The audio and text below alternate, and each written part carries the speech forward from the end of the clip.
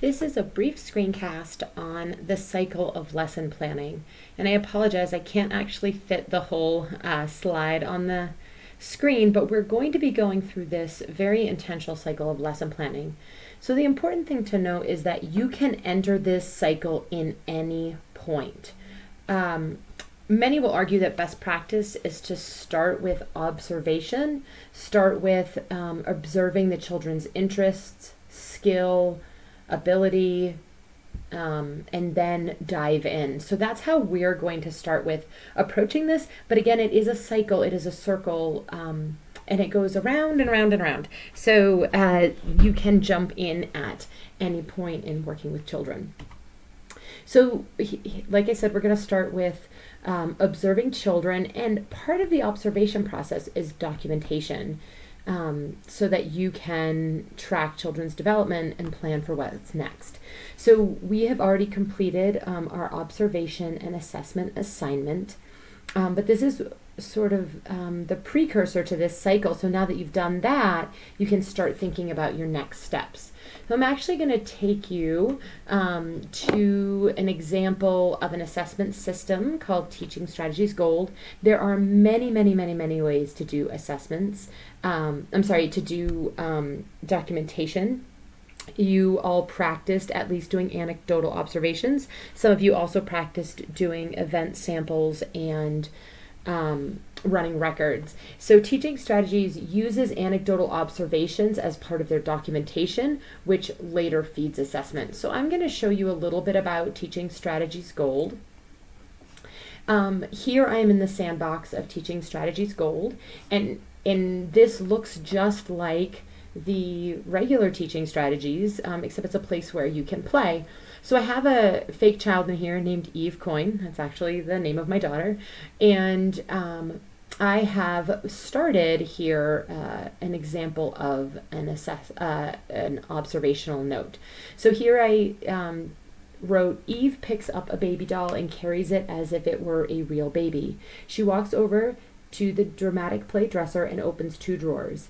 In the second drawer, she pulls out a blanket. She sets the baby doll on top of the dresser and says, "It's okay, baby. I'm just going to get a blanket for you." Eve spreads the blanket out on the floor, then places the baby on top of the blanket.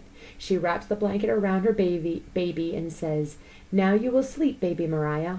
Eve rocks her baby and says, "Shh," repeatedly. After a few moments, Eve places the baby in the cradle. She walks over to a friend nearby and says, "I can play with you now because my baby is sleeping and she don't need me anymore." So this is the write-up. Now, if you have an additional file, like a picture of a child's work sample, this is actually great for elaborate block building structures or play scenarios that children might set up, that you can take a picture. You can take a picture of a child's play. You can put video or audio clips in there. So there's lots of options for that. So I'm just going to upload a picture that I pulled off the internet called Baby. And if I wanted a caption, I could write here, Eve taking care of baby. That's optional. But it adds the picture to your observation as well. And then you get to go through and pick objectives and dimensions that relate to this. So we're certainly not going to pick all of them, but you can see that they're pretty extensive. So it starts with the social emotional, and it talks about that. There's physical, and those are, these are all very extensive. Language, so of course I would want to enter language notes in there because she did some talking. Also, for children who speak Spanish as their native language, you get 2 additional: Spanish language and Spanish literacy.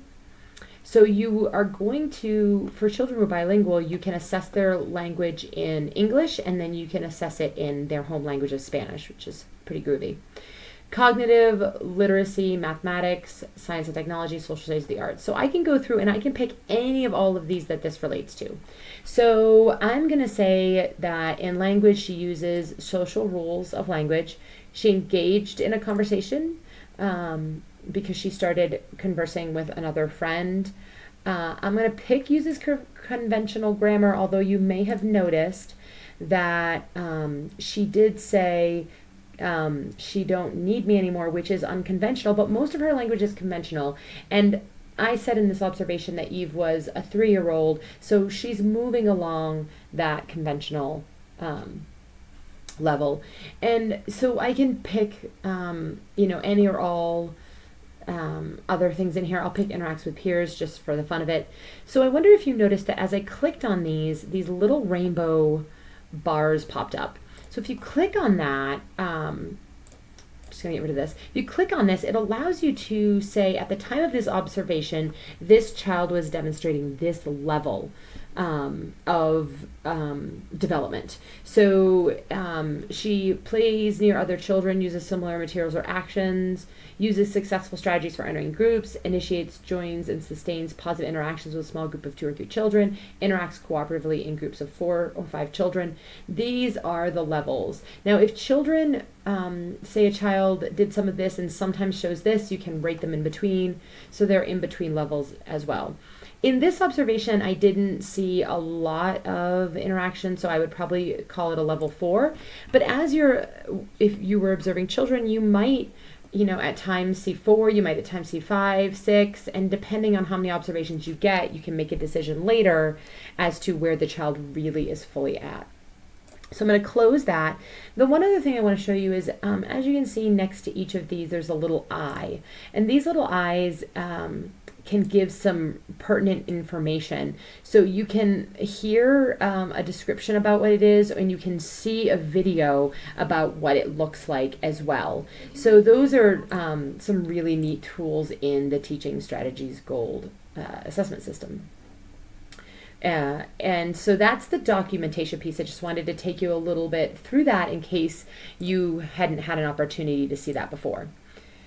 So now we're going to continue back along our cycle.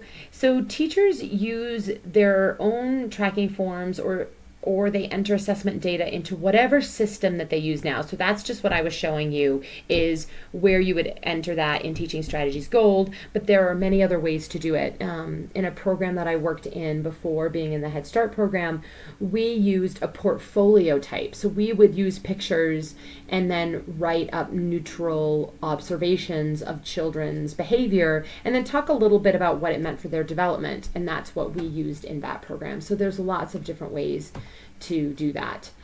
So in Teaching Strategies, they have another level of assessment that I talked about.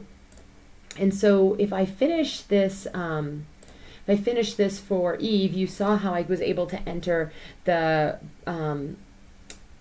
preliminary levels.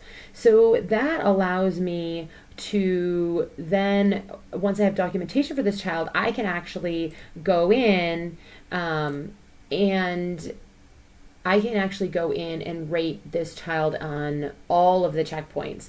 So the ones where I actually had notes in here, information shows up for the child. We're on this first one, so it doesn't have that here. But if I move along to the one where we have observation, it's just going to take me a moment to click through. Nope, not quite there yet. So you can see here the observation note we took. So this is establishes and sustains positive relationships with peers, and the subdimension is interacts with peers. So it shows me that I put in documentation on this date and the child was at this level. I can also see the note and the picture. Normally the pictures are bigger than this. I just had a picture that was too small. I can close it if it's distracting, but sometimes it's useful, especially if you have a lot of these and they're from many months. And then I can say, okay, this one observation I have of this child, she was at a level 4. I have no evidence that she's at 5 or 3, so I would pick that and then move on to the next one. So that's a little bit about how the assessment can go a little bit further once you have an observation. But not all assessments have to be that kind of formalized assessment.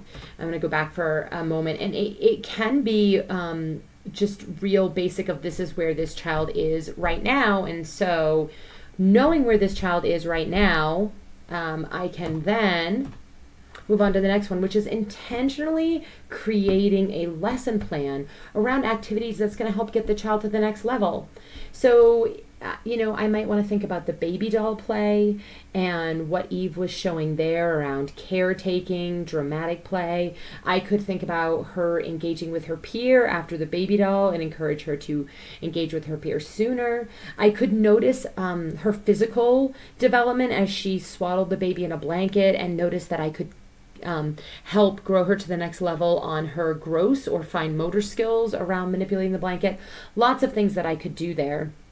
Or I could even just encourage more dramatic baby play. Maybe there's a new baby in her life, or many other possible things going on for her where I might want to extend that play for her. So then the next one is to implement those planned activities. And by implementing those planned activities, you then bring that lesson into the classroom, bring it alive, see how the children react to it. And this is where you get to go back to the beginning of the cycle, and you get to once again observe and see how the children react to that, and see if they are interested, see if that is supporting their growth. Sometimes I have planned activities that don't really land well at all. The children are not as interested as I thought, and so I have to rethink it and create something else, or take a different track, or even just adjust it a little bit, or get the children's feedback on why they're not interested and what else they might like to see. So that is a little bit about the lesson planning cycle.